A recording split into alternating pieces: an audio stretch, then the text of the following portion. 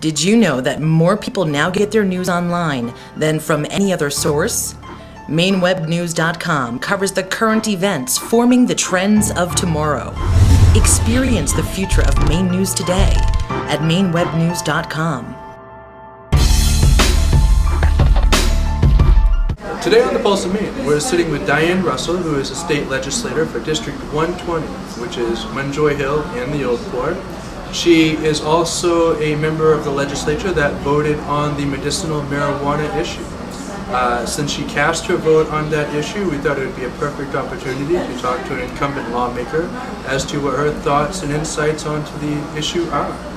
Diane, thank you so much for coming on today. Thanks for having me. Our pleasure.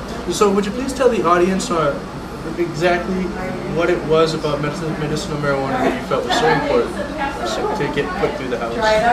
One of the areas in the final bill that I disagreed with, but I ended up voting for because I wanted to make sure the big picture moved forward, was the registries.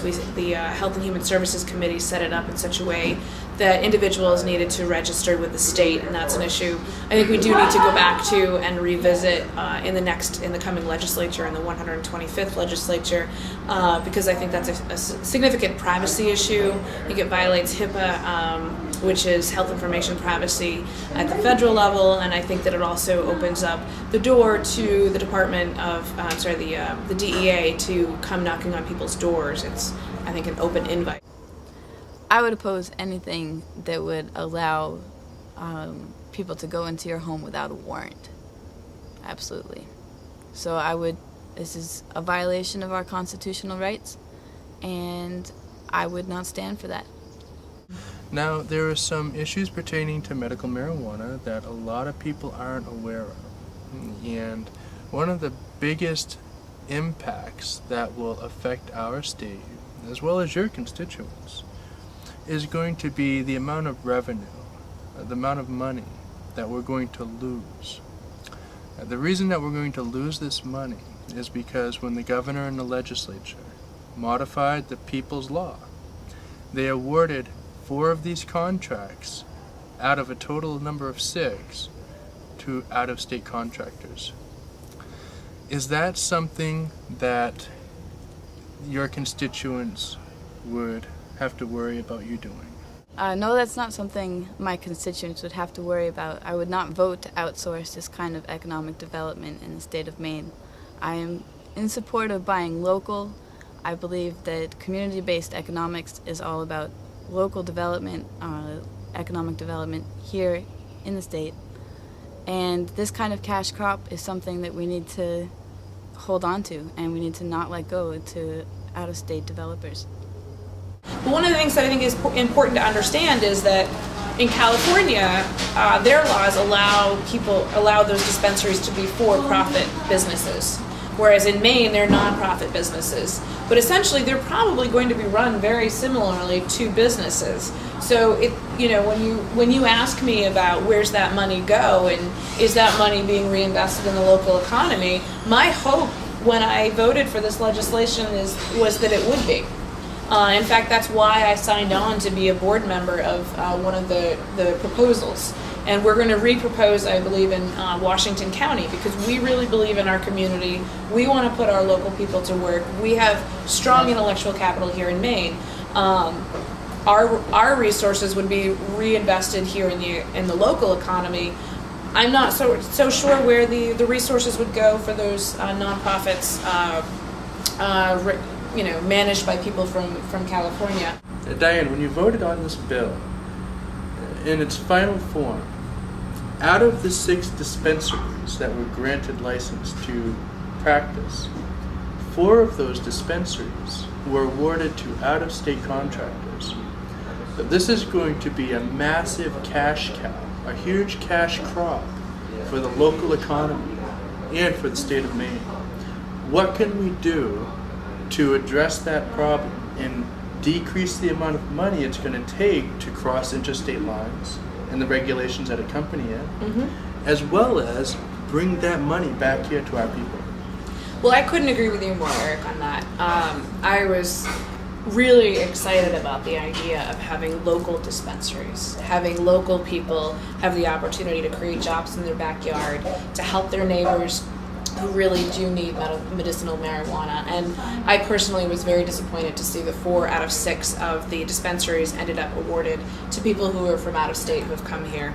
I don't mean that they are, I don't find them unqualified to do the job. I just feel that whenever we have an opportunity to buy local, to put our local people to work, and to put our local intellectual capital to work, that we really need to be doing that. And I felt that this was an opportunity for Maine to really look to its economic future at the same time as helping its neighbors.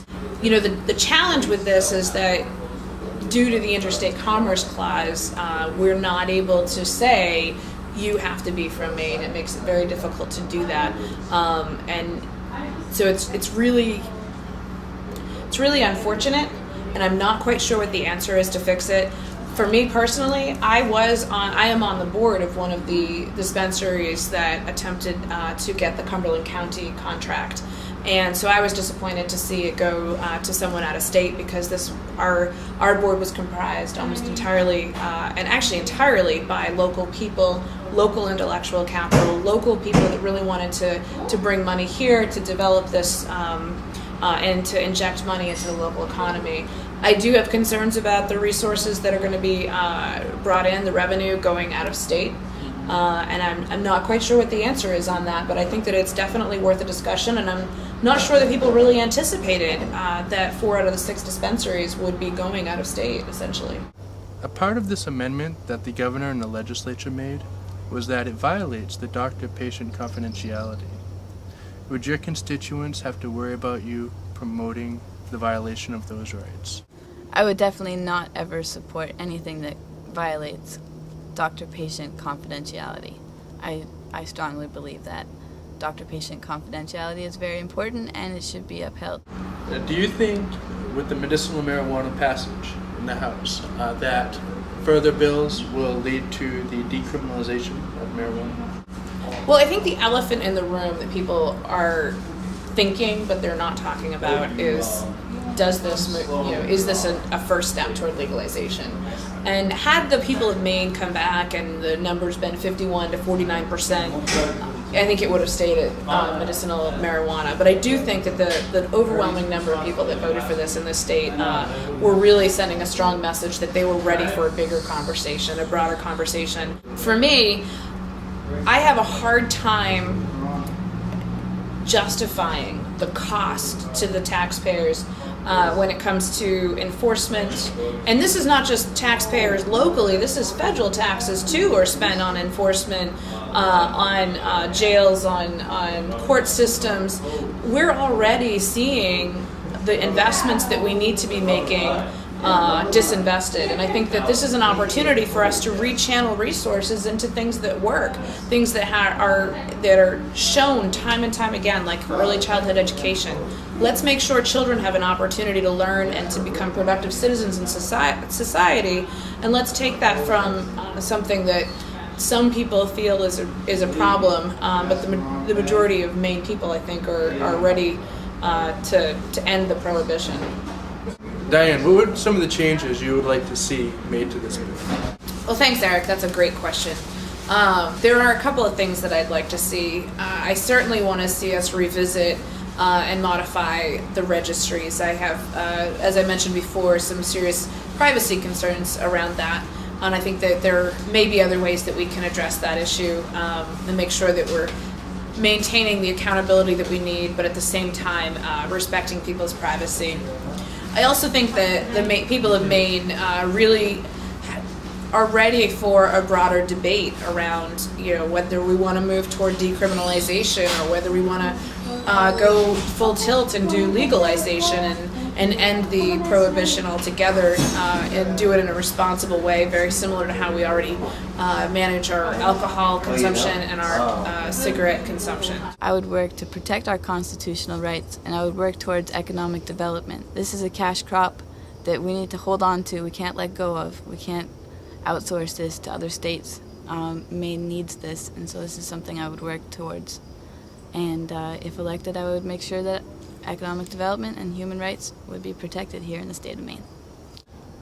We hope you enjoyed this episode of The Pulse of Maine, and for news and views that you're not going to find anywhere else, please log on to www.mainewebnews.com. Consider making www.mainewebnews.com your homepage. You'll be able to use our Start Page search engine, which does not record your IP address or track your searches like other search engines. Experience the future of Maine news today at mainewebnews.com.